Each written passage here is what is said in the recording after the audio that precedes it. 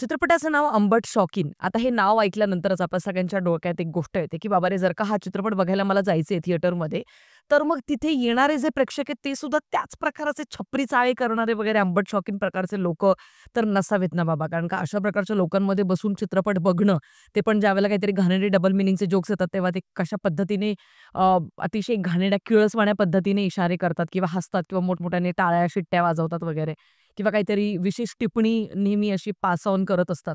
तर या प्रकारचं वातावरणाला आपण बळी नको पडूया म्हणून थोडीशी दचकत, भीती मनात ठेवूनच मी हा चित्रपट बघायला गेले आणि गेस व्हॉट अजून फारसं कोणी आलेलं नव्हतं. ते बघून जरा बरं पण वाटलं.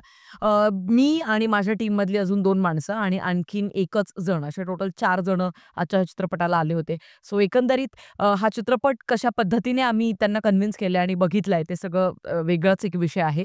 पण आता मूळतः हा चित्रपट मला कसा वाटलाय त्याबद्दल चर्चा करूया. आता बघा प्लॉट जो आहे तो आपल्याला एकंदरीत टीझर आणि ट्रेलर पाहिल्यानंतरच असं समजत होतं, की बाबा रे 3 मित्र आहेत आणि मग ते कशा पद्धतीने लिंगपिसाट प्रकारचे आहेत आणि सातत्याने मुलींच्या पाठी फिरणारे आहेत. त्यांच्या डोक्यात दिवस आणि रात्र फक्त मुली-मुली आणि महिला आणि एक भोगायची वस्तू म्हणूनच ते स्त्रियांकडे बघत असतात.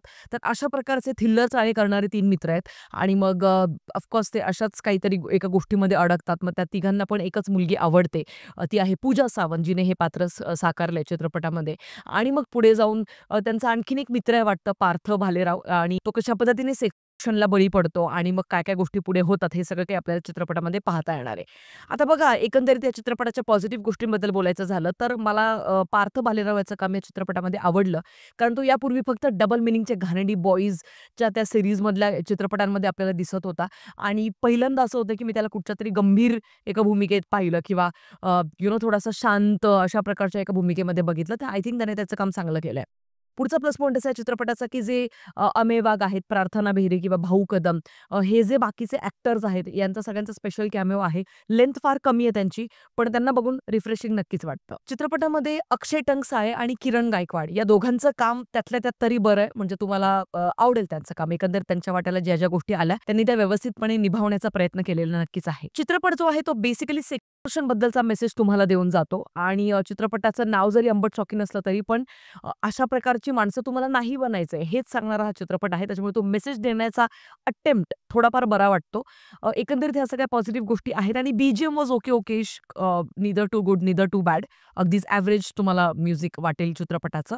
आता एकंदरीत निगेटिव्ह गोष्टींबद्दल जर का बोलायचं झालं तर लिस्ट लांब-लचक आहे. आता सगळ्यात पहिली गोष्ट चित्रपटाचं नाव साफ गंडलंय. कारण का जर तुम्हाला अंबट शौकीन या प्रकारे नाही बनायचंय, असंच जर का तुम्हाला हा मेसेज देण्याचा चित्रपट बनवायचा होता, तर मग हे नाव देऊनच मला असं वाटतं खूप मोठी चूक झालेली आहे. बिकॉज काय होतं, जर का मला कुठलाही चित्रपट बघायचा आहे, त्याचा मेन आशय काय, तो आपल्याला ट्रेलरमधनं कधी-कधी कळतो, कधी-कधी नाही कळत. पण प्रेडिक्शन आपल्याला समजतं की हा चित्रपट नक्की आपल्याला काय सांगणार आहे. आता तुमचं चित्रपटाचं नावच अंबट शौकीन म्हटल्यानंतर बरीच सगळी मंडळी अशा चित्रपटांकडे पाठ फिरवताना आपल्याला साफपणे दिसते. कारण का फॅमिली ज्या आहेत, जर का आपल्याला फॅमिलीला घेऊन जायचंय, तर अशा प्रकारच्या चित्रपटांना आपण काच घेऊन जाऊ, ज्यांचं नावच अंबट शौकीन आहे. पुढचा निगेटिव्ह पॉइंट स्टोरी अत्यंत प्रेडिक्टेबल आहे. म्हणजे अशा प्रकारच्या स्टोरीज आपण इथून मागे खूपदा पाहिलेल्या आहे. फक्त एक्सटॉर्शन बद्दलचा जो तुमचा मेसेज आहे तो तुम्ही त्याच्यामध्ये जरी टाकला असला, पण आता पुढे काय होणार आहे ते आपल्याला आधीच कळून जातं. त्याच्यामुळे फारसे ट्विस्ट एंड टर्न्स अरे अरे बापरे! हे काय झालंय? सो असं काही तुम्हाला त्याच्यामध्ये नाही, तो क्षण अनुभवायलाच नाही मिळत. आता पुढचा निगेटिव्ह पॉइंट आहे 3 मित्रांचं कॅरेक्टर तुम्ही दाखवलेलं आहे. तर त्या कॅरेक्टर्सला डेप्थच नाहीये काही. म्हणजे ते कॅरेक्टर पैशांसाठी काय करतायत, पैसे कुठून येतात किंवा त्यांच्या घरच्यांचं काय बॅकग्राऊंड आहे एकंदरीत तुम्ही दाखवू नका, पण किमान बोलण्यामधनं, संवादामधनं ते थोडंफार त्या लेयर्स एस्टॅब्लिश करायला हव्या होत्या. कारण याचंच उदाहरण द्यायचं जर का झालं तर आवेशम नावाचा एक चित्रपट आहे. जर का कोणी पाहिला नसेल तर खूप मास्टरपीस चित्रपट आहे. मिस आउट करू नका. सो त्या चित्रपटामध्ये सुद्धा 2 ते 3 मुलं आहेत इंजिनिअरिंगला आलेले आणि मग ते बॉयज हॉस्टेलमधून मग कशा पद्धतीने ते पुढे जातात, कुठच्या गोष्टींमध्ये अडकतात. तर या पद्धतीचं पण त्या 2 ते 3 मुलांचं ना बॅकग्राऊंड खूप व्यवस्थितरित्या एस्टॅब्लिश केलेलं आपल्याला जाणवतं. चला, नको मल्याळम, नको साऊथच्या चित्रपटांचं एक्झाम्पल घ्यायला. आपला साधा चित्रपट घेऊ, अशी बनवा-बनवी. आता ह्याच्यामध्ये धनंजय माने इथेच राहतात का? हाच रेफरन्स मी ट्रेलर रिव्ह्यूमध्ये पण दिला होता. तेच प्रेडिक्शन मी आता परत एकदा देतेय. सेम तशी स्टोरी आहे. 3-4 मित्र आहेत. तिथे पण असतात, इथे 3 मित्र आहेत आणि मग आपण भाडेकरू म्हणून राहतोय. तर घरमालक पैसे घ्यायला येतो त्यावेळेला काय-काय बहाणे आपण त्याला देत असतो आणि कशा पद्धतीने त्या सगळ्या गोष्टी घडतात. आपण हे खूप ठिकाणी पाहिलंय. ढोलचं उदाहरण मी देईल, गोलमालचं उदाहरण देईल मी. तर ट्रेलरमध्ये जे प्रेडिक्शन्स मी मांडले होते ते सगळे सत्य होतात आणि त्याच गोष्टी परत एकदा मी इथे सांगतेय, की ते मित्रांचे जे कॅरेक्टर्स आहेत ना, ते एस्टॅब्लिशच होत नाही. फक्त 3 मित्र आहेत. तो किरण्या म्हणतो, तो वरण्या म्हणतो म्हणजे लगेच दोस्ती यारी नाही होत. तर तुमच्यामधली जी दोस्ती यारी आहे ती कशी, काय, कशा पद्धतीने रुळली आहे, कशा पद्धतीने डेव्हलप झाली आहे ते पण आपल्याला कळलं पाहिजे. मग आपण त्या मित्रांच्या ग्रुपमध्ये, त्या टोळीमध्ये जाऊन आपण सामील होतो किंवा त्या मित्रांसाठी आपण काहीतरी फील करायला लागतो. सो एकंदरीत हे 3 मित्र पैशांचे बिल कसे मॅनेज करतायत, अगदीच टवाळखोर आहेत. मग पैसे घरून येतात, तर मग घरच्यांचं काय बॅकग्राऊंड आहे, ह्या सगळ्या गोष्टी न दाखवल्यामुळे लेयर्स एस्टॅब्लिश होत नाही, कॅरेक्टर्सला डेप्थ मिळत नाही. For some reason Nikhil Vairagar यांचं जे काम आहे ते तुम्हाला थोडं-थोडं इरिटेट करेल. बिकॉज काही ठिकाणी खूपच extra maybe some overacting करताना तुम्हाला ते जाणवतात. बिकॉज जे हेराफेरीमधलं जे परेश रावलचं जे कॅरेक्टर अगदी तशा पद्धतीने निखिल वैरागर सिनेमामध्ये चालतोय. म्हणजे का चालतोय, तसा का चालतोय किंवा तशा पद्धतीची देहबोली का कॅरी केली आहे चित्रपटामध्ये, it makes no sense again. आता पुढचा निगेटिव्ह पॉइंट आहे, चित्रपट ना 2 तास 15 मिनिटांचा आहे, पण तो तुम्हाला इतका लेंदी वाटू लागतो, स्पेशली फर्स्ट हाफमध्ये, की आता असं वाटतं ओके आता मध्यांतर होणार आहे, आता मध्यांतर होणार आहे. आणि मे बी चित्रपट जो आहे तो थोडाफार कट डाऊन तुम्ही नक्कीच करू शकले असते असं मला वाटतं. 2 तास was more than enough for this film. चित्रपटामध्ये ना गौतमी पाटीलचा एक आयटम नंबर आहे आणि आयटम नंबरच्या मी साफ विरोधात आहे. हे मी माझ्या सुरुवातीपासून आत्तापर्यंत शेकडो व्हिडिओजमध्ये मांडली असेल ही गोष्ट, की आयटम नंबर ठेवणं आणि मग आंबट शौकीन लोकांना बोलावणं, मला असं वाटतं हे ते गाजर फेकल्यागत आहे आणि त्या गोष्टी आपल्याला आज कराव्या लागतायत. याचं दुर्दैव आहे ती गोष्ट अशी नाही की ज्याला खूप आपण ग्लोरिफाय करायला पाहिजे. सो एकंदरीत मी नेहमीच आयटम नंबरच्या विरोधात आहे आणि हाऊसफुलमध्ये पण मी त्याच गोष्टीबद्दल माझी व्यथा मांडली आणि आत्तापर्यंत बॉलिवूडच्या कित्येक तरी चित्रपटांमध्ये आपण तेच प्रॉब्लेम्स मांडत आलेलो आहोत आणि आता मराठीमध्ये तोच खरकटा ट्रेंड त्यांनी घेतलेला आहे आणि प्रत्येक दुसऱ्या-तिसऱ्या चित्रपटामध्ये ते आयटम नंबर सादर करताना आपल्याला दाखवतायत आणि ट्रस्ट मी गाईज आता ते खूप आउटडेटेड गोष्ट आहे. मला सगळ्या मेकर्सला हे सांगायचं आहे, स्टॉप मेकिंग आयटम नंबर्स. कारण का तो काळ पूर्ण आता गेलाय. लोकं इव्हॉल्व झालेले आहेत. लोकांना आता फक्त कंटेंटची भूक आहे.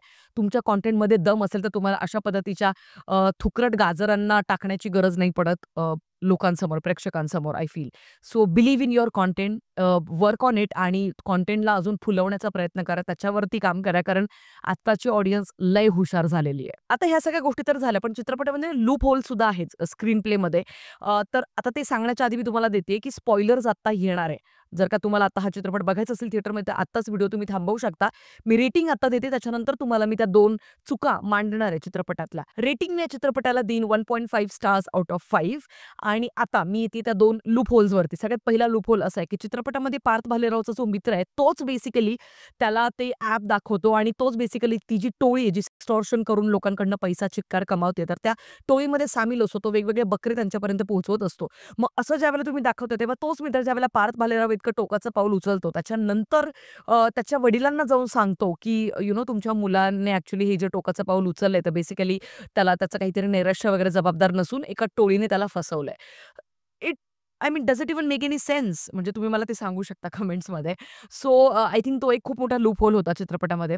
दुसरा लूप होल असा आहे की फडक्या नावाचं जे कॅरेक्टर आहे, तर त्या फडक्या नावाच्या कॅरेक्टरमुळे बेसिकली हे 3 जण अडकतात खूप मोठ्या गोष्टींमध्ये. मग त्यांना कोण अडकवतं काय ते सगळे पोलीस, वकील वगैरे मिळून असतात त्या गोष्टी करत. तर अशा केसमध्ये ह्या तिघांना ज्यावेळेला कळतं की फडक्यामुळे ह्या सगळ्या गोष्टी झाल्या किंवा तिच्यामुळे ह्या सगळ्या गोष्टी झाल्या पूजा सावंतमुळे, तर मग त्यावेळेला ते ज्यावेळेला कॅफेमध्ये रिटर्न जातात त्यावेळेला त्याच्याशी एकदम नॉर्मल बोलतात. इनफॅक्ट प्लॅन वगैरे करताय पुढे आता काय करायचं. सो आय थिंक ती अगेन कंटिन्युटी इश्यू किंवा लूप होल ज्याला आपण म्हणू शकतो, त्या गोष्टी तिथे होत्या की फडक्यावरती रिॲक्टच होत नाही कोणीच. सो आय फील की या छोट्या-छोट्या चुका होत्या, पण ऑफकोर्स फार किरकोळ चुका आहेत, त्याला इग्नोर नक्कीच करू शकतो आपण. त्याच्या आधीच्या ज्या निगेटिव्ह गोष्टी मी मांडल्या त्याला इग्नोर नाही केलं जाऊ शकत. बाकी एकंदरीत या चित्रपटाचा मेसेज जरी तुम्हाला देण्याचा तुमचा प्रयत्न होता, पण एक्झिक्युशन आणि प्रेझेंटेशनमध्ये नाही आपल्याला ते इम्प्रेस करत हा सिनेमा. एकंदरीत हे माझं मत होतं आंबट शौकीन या चित्रपटाबद्दल. तुमचं काय मत आहे? तुम्ही जर का पाहिलं असेल तर कमेंट सेक्शनमध्ये कळवायला विसरू नका. भेटूया पुढच्या व्हिडिओमध्ये. तोपर्यंत काळजी घ्या. Peace out. नाच रे मोरा आंब्याच्या वनात